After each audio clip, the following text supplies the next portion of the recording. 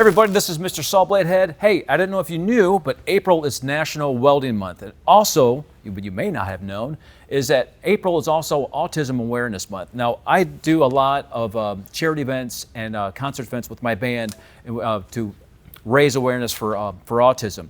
My bass player actually has a son on the spectrum of autism. I have lots of friends who have children on the spectrum of autism as well. So what I wanted to do is combine National Welding Month and autism awareness and create a sculpture in which can actually help with the autism awareness, but also with music therapy. So what I decided I'm going to do is that I'm going to do a guitar stand. Now, not your average guitar stand, but a Sawbladehead Designs guitar stand. So let's go in the shop. I'm going to go ahead. I have a few ideas. I'm going to sketch some stuff out. I know what's going to happen in the shop is that it's going to take form and it's going to branch out into something else. So come with me and let's check this out. So I decided to go with a large treble clef as the main focal point, and I'll have branch off with the guitar hanger. Now another thing too, everything is going to start changing. I like the patina on this sheet metal. I actually left it outside to just kind of see what nature would create, and I decided to use the iconic Autism logo puzzle piece for the base, in which I'll actually have a piece of wood, plywood, for the actual solidify on the sheet metal. But before we go further, I want to emphasize this next tool and the proper techniques in actually cutting this out. Now, before we go ahead and do all the fun stuff, which is actually going to be using the Power Max 30 and cut all this stuff, there is some very important safety things I need to go ahead and tell you about. No. Fire. Now, just like with every product, you want to check out the manufacturer's manual for optimum setup, safety, and their guidelines to using their product. So let's get to it. Now, first things first, you always want to make sure that the consumables and everything that is in here, that is included, just make sure you want everything is seated properly. Now, what we have here, now I have the deluxe model, which these deflectors only come in the deluxe model. Now you can get them yourself. There's all the ones you can get as well too, but hey, deluxe model.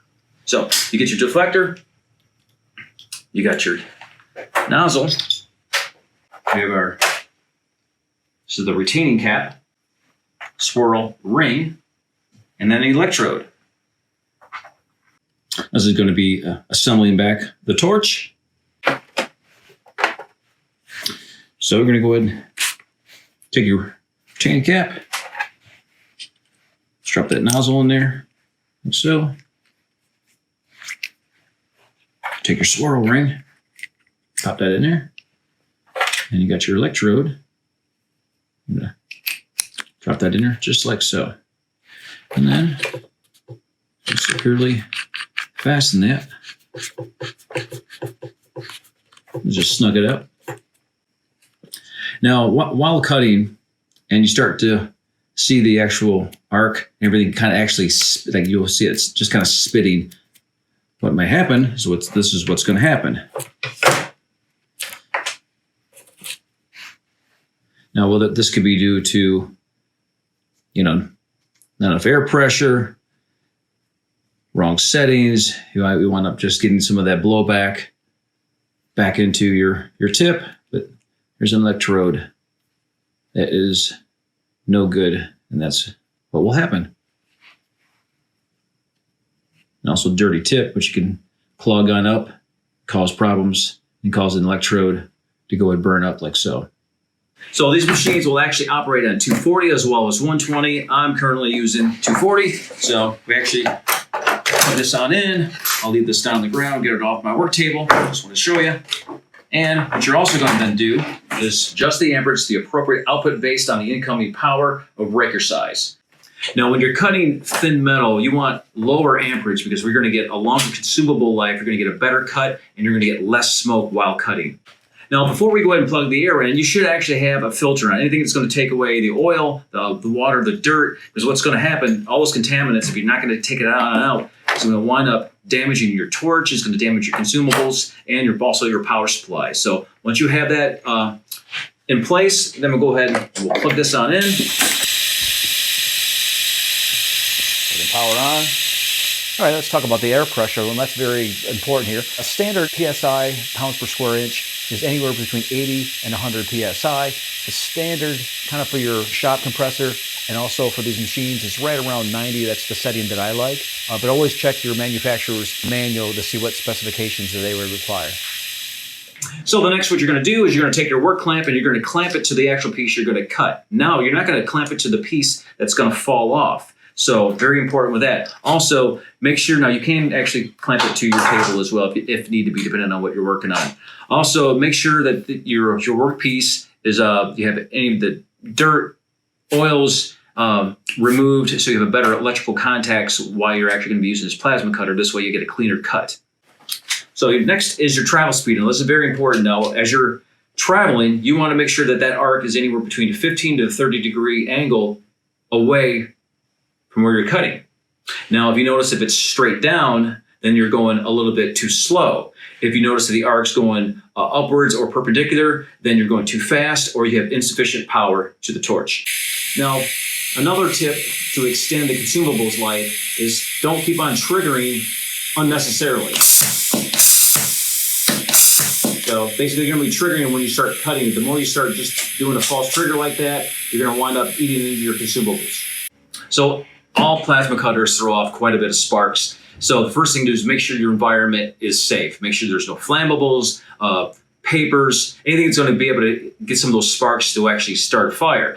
Also, these fiberglass blankets, there's also the welding shields are great, especially for a small workshop. Like I'm in my garage right here, and I use these fiberglass blankets quite a bit. They're basically they're fire resistant, so the sparks can go ahead and hit on them. You don't have to worry about that. I don't want to worry about my welders getting blasted by sparks or anything. If you're doing close quarters, these things are fantastic. Also, let's talk about proper PPE. So I like TIG gloves. Now, if I'm doing some heavier gauge steel, then I'll use a thicker glove because of the heat. But I like having mobility in my fingers. The bigger gloves, they're kind of big and bulky. I don't really care for them, but I like the TIG gloves. They do a really good job. Also, these nice Weld.com work shirts are fantastic for getting rid of the sparks. You don't worry about burning through this. Also, you can get yourself some different types of these welding jackets. Nice protective arms. These things are fantastic too. Also, you're going to be using welding helmets. I really like the new Radner RS900. That thing's fantastic. It's got this new color technology. The viewing on it, the viewing aspect is fantastic because, like I said, I'm an artist fabricator, welder, so I love to see as much detail and color that I possibly can while I'm working. Ear protection, you don't necessarily need it so much unless you have a really loud air compressor, but it is nice to have something in your ears. God forbid sparks get in there. But also, you got to protect your little noggin. And people like myself that got a lot of hair, well, we're just going to have to put that up into a little cap like so. Now, plasma cutters are a whole lot of fun, especially if you're not a welder, you're just an artist and want to cut out cool shapes and designs. They're a whole lot of fun. However, they're also very, very dangerous. The melting point of steel is anywhere between 2,500 and 2,800 degrees, almost as hot as you're inside of your car in Florida in summer. So please be careful. Even with the ground not attached to your workpiece or your table, this thing can still cut through metal and cut through your finger very easily as well too.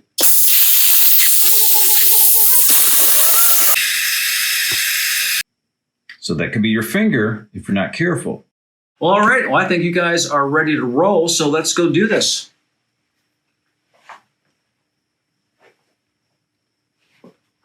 After I eat.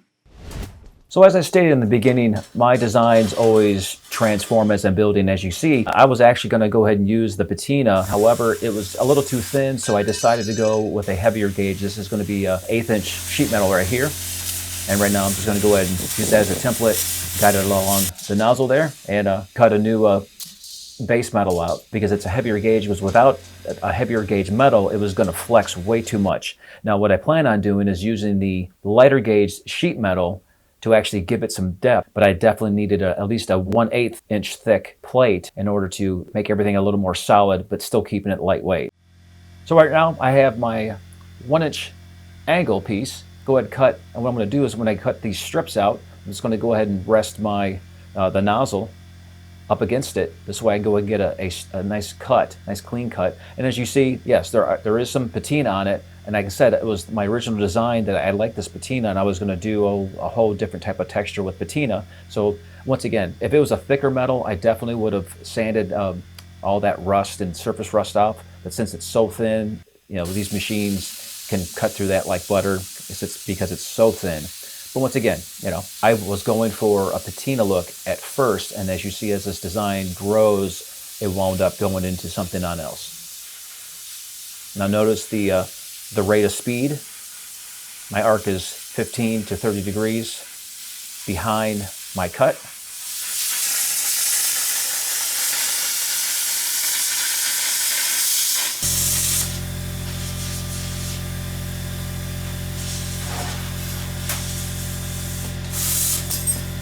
Voila. So what we're doing right now is actually just tack welding all that sheet metal to the back of the base of the sculpture. And obviously using a very thin sheet metal makes it much easier to go ahead and bend and do these contours than it, you know, obviously a thicker metal. So I have the back side all tack welded, but I still need to weld fill my joints as well as the top part. And these are going to be kind of a cold weld because it's just for filler. That's all that this is. You know, you could go ahead and use, you know, your automotive epoxy and Bondo and stuff like that. But hey, I'm going to go ahead and just do some cold weld fill just to go ahead and fill this stuff on up. And then I'll wind up sanding it all down to a nice smooth finish.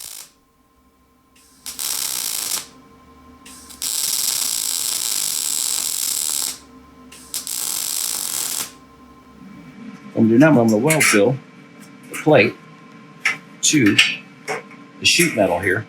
Now this is going to be thin, so I'm going to be probably about 100 inches per minute, 16 volt. Not real hot weld, just to build up some metal, so I can go ahead and sand it and give it the look that I'm going for.